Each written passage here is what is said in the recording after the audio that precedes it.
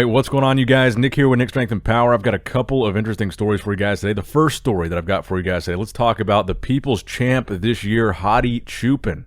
So we've got some recent physique updates from Hadi, and we've also got a post from his coach, Hadi Brandao. So he says, two-time Mr. Olympia's people champion. Oh, that's a good point. He did win twice. Hadi Choopan already starting prep for the 2022 Olympia. It's hot in the Las Vegas desert.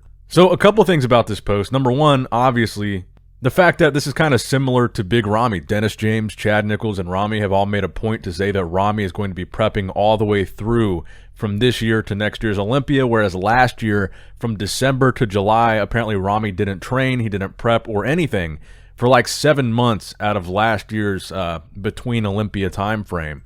So Ramy and his coaches have been making a point to say that he is going to be prepping all the way through, and now Hadi and his coach are saying that he is going to be prepping all the way through 2021 and 2022 as well to next year's Olympia, which I believe is moving back to December, and it will be back in Vegas. So I thought it was interesting they were pushing it back 2 months instead of trying to move it back to September. So it will be in December. Obviously, this year it was in October. And then Hadi says in his post, it's hot in the Las Vegas desert. And this is the other part of this post I wanted to address, as I had heard some rumors that Hadi Choopan might be staying in the States all the way through to the next Olympia. Now, I don't know if that's been confirmed or not. I know in the past he's had issues with the visa and getting over here. This year, he got here way earlier than usual, and he got all that stuff taken care of, not at the last minute, and maybe that was a big advantage for him. But maybe that last part of that post was alluding to the possibility that Hadi does stay over here in the States for the next Olympia prep. And now, there were some more recent physique updates of Hadi Choopan I wanted to show you guys. This video of him in the gym, and this says, strong start to the new year, the wolf is coming, come strong. So I'm assuming this is a benchmark point for him at the beginning of this 2022 prep, because this comes just before Hadi Brandau's announcement. And, it's really, you don't really need a physique update from Hadi Choopan at this point to know that Hadi has a ridiculously good physique. We just saw him at the Olympia.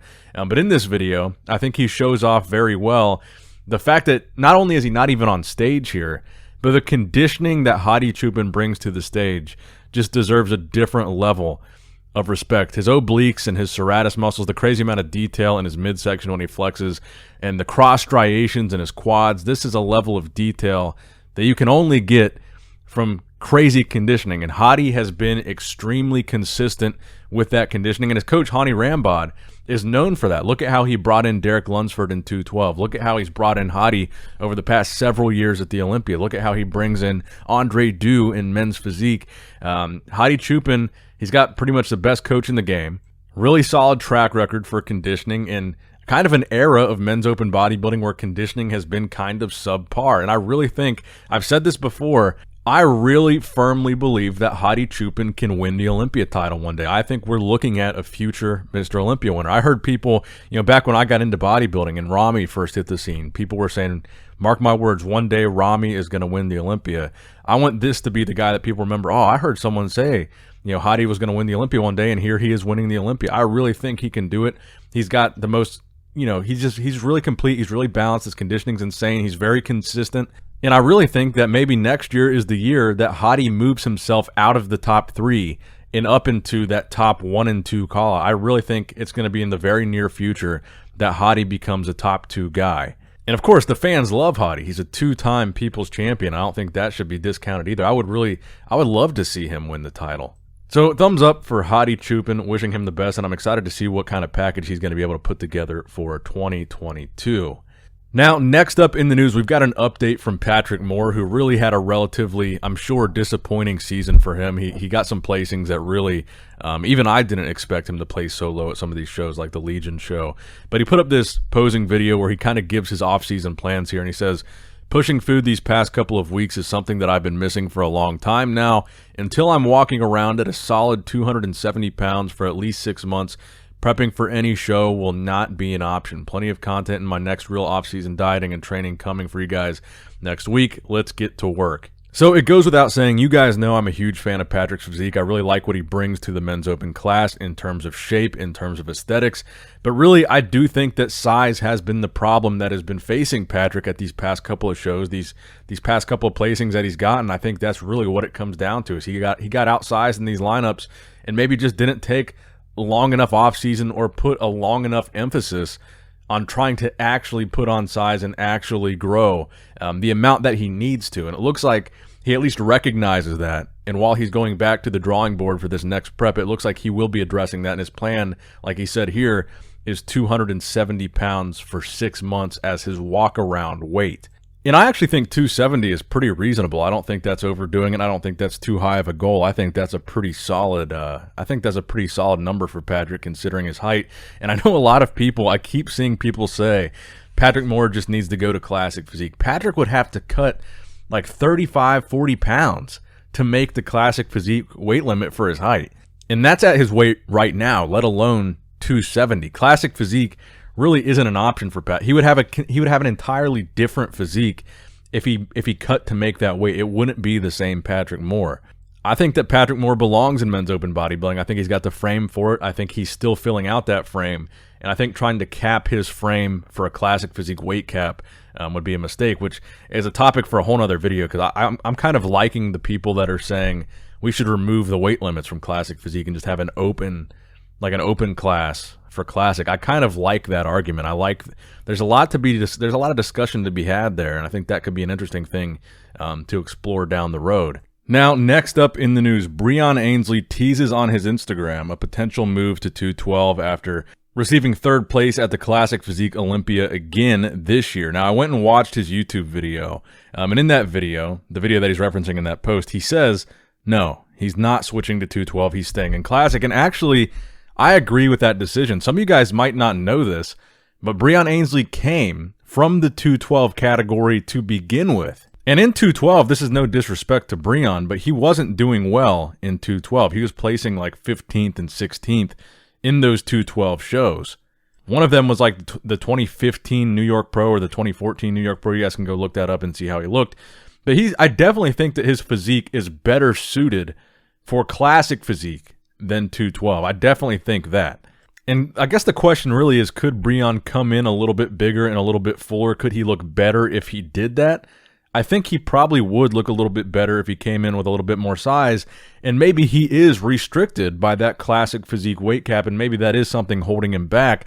But I don't think if you just gave him an unlimited or gave him a weight cap of 212, I don't think that would necessarily be suited for that division as well as it is for classic. I do think he has a pretty classic physique. I just think that Chris Bumstead is more classic and more so the standard that they're looking for, and I still don't believe that Breon is going to be able to move up and beat Chris. I don't think he's going to move back into second place.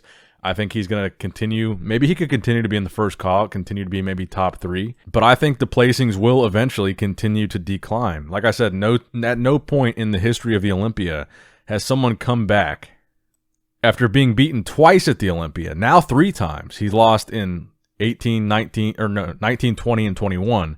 So at no point in the history of the Olympia title has anybody been beaten 3 times and then been able to come back on the 4th year and win the title back. It just doesn't happen. People have come back the next year after being beaten, but after 4 years, I don't think so. And then there's also the fact that Breon, he's in his 40s. He's not getting any younger, which means he's likely, odds are, he's not getting any better. But when you've got these guys like Chris and Terrence that are in their 20s, odds are they're not in their prime yet. They are still getting better. They do have time to get better. So I just think, I still kind of think he's on his way out, but I do think that Breon is a better fit for Classic than 212. And that's evident. He won the Classic Physique Olympia, whereas he was placing like dead last in 212. So I just kind of want to put that out there because I've seen this with both Patrick and Breon. I've seen people saying that Patrick should go to Classic because he's not doing well in bodybuilding. I disagree with that. And I've seen people saying that Breon should go to 212 because he's not doing as well in Classic, and I disagree with that too. I think Breon is in the right division, but I just don't think he's going to win the title back ever again. And the final story that I've got for you guys today, Rafael Brandao, just days away from competing at the Prague Pro, dropped a couple more physique updates that had me a little bit concerned. I'm not going to lie, because I'm a massive fan of Rafael's physique. But when I saw these 2 pictures, this front double bicep and this side tricep here, my first thought was, wow, he looks really, really flat. And I know that he's been on a pretty low-carb diet for this last couple weeks. But I'm hoping that he pulls it together, obviously, and carbs up and fills out for the stage and comes in not not flat, I guess would be the most easy way to say that, because this is kind of what I talked about with Regan, with Patrick. They kind of get outsized. They're really aesthetic. They have really nice V-tapers, really small waist. They look good from that standpoint. But in many cases, these aesthetic men's open bodybuilders wind up getting out-muscled, and maybe that is because one of the reasons why they're more aesthetic is because they haven't really pushed the eating and the size as much as some of the bigger guys, and that's why they still have small waists. So I'm interested to see with a guy like Patrick when he puts on size, if he sacrifices that small waist at all. So that's kind of my concern with Brandao right now. Now, he did post a video today where he looked extremely vascular and a lot fuller, so maybe he has started the carb up process now. It's kind of hard to tell because you don't really get an actual straight-on shot of his physique in this video, but he does look really vascular and he does look fuller. So maybe he is starting that carb up process. And of course, he knows what he's doing. He's going to carb up for the show and try to fill out. I'm just hoping that he can and that he doesn't come in flat is really what I'm saying. So those last two pictures had me a little bit concerned, but I want to see him do well. He's competing in Romania too, so he's got kind of another chance next week. But this is a guy I really want to see on the Olympia stage in men's open bodybuilding, and I really hope he's able to win one of these upcoming shows. And I think there's a couple more shows after these two shows, after Prague and Romania. I think there's still a couple more shows before the end of the year to qualify. So best of luck to all these guys in the video. I hope you guys did enjoy this video. Please give it a thumbs up if you did. Please share it, hit the bell notification, subscribe, all that good stuff. Bodybuilding is winding down right now, but the excitement doesn't have to be. I'm still going to keep the videos coming. As always, I love you guys. Appreciate you guys. Nick Strength and Power signing out.